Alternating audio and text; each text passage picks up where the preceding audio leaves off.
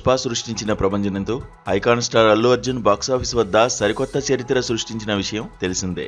ఆ సమయంలో థియేటర్ల వద్ద హంగామాతో పాటు సోషల్ మీడియాలో తగ్గేదేలే అంటూ వచ్చిన రీల్స్ అన్నీ అల్లు అర్జున్ మేనియాను చాటాయి.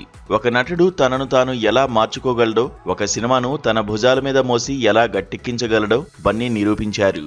సినిమా ఫలితంతో సంబంధం లేకుండా పుష్ప అంటే కేవలం అల్లు అర్జున్ మాత్రమే అనేలా ఆయన తన ముద్ర వేశారు.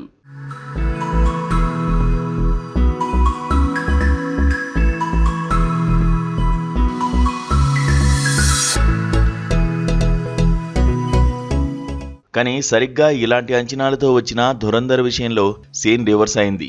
బాక్సాఫీస్ వద్ద బ్లాక్ బస్టర్ హిట్ అయినప్పటికీ ఆ క్రెడిట్ మాత్రం హీరో రణవీర్ సింగ్ కు పూర్తి స్థాయిలో దక్కలేదు.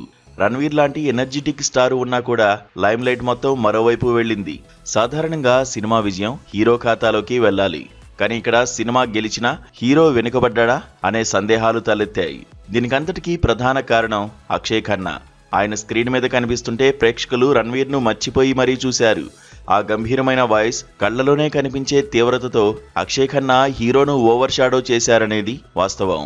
థియేటర్లో రణవీర్ ఎంట్రీ కంటే అక్షయ్ సీన్లకే ఎక్కువ విజిల్స్ పడ్డాయి. సోషల్ మీడియాలో, ఓటీటీలో సైతం అక్షయ్ పర్ఫార్మెన్స్ గురించే చర్చలు నడిచాయి.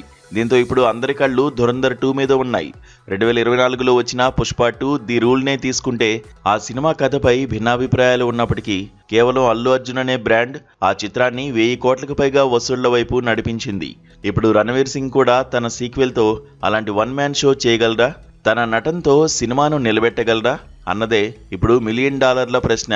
అయితే ధురంధర్ 2లో రణవీర్కు ఒక సానుకూల అంశం ఉంది. మొదటి భాగంలో తనను డామినేట్ చేసిన అక్షయ్ ఖన్నా పాత్ర సీక్వెల్లో ఉండదు. విలన్ చనిపోవడంతో గ్రౌండ్ మొత్తం ఇప్పుడు రణవీర్ సింగ్ కు ఖాళీగా దొరికింది. పోటీ ఇచ్చేవారు లేకపోవడంతో తన సత్తా ఏంటో నిరూపించుకోవడానికి ఆయనకిది ఒక అద్భుతమైన అవకాశం. మరి రణవీర్ ఈసారి ఆ లోటును తన పవర్ ప్యాక్డ్ పర్ఫార్మెన్స్ తో భర్తీ చేస్తారా? ధురంధర్ 2 ఆయన కెరీర్లోనే ఒక ఐకానిక్ మూవీగా నిలుస్తుందా? అల్లు అర్జున్ లాగా సినిమాను తన సొంతం చేసుకుంటారా లేదో తెలియాలంటే మార్చి 19 వరకు వేచి చూడాల్సిందే.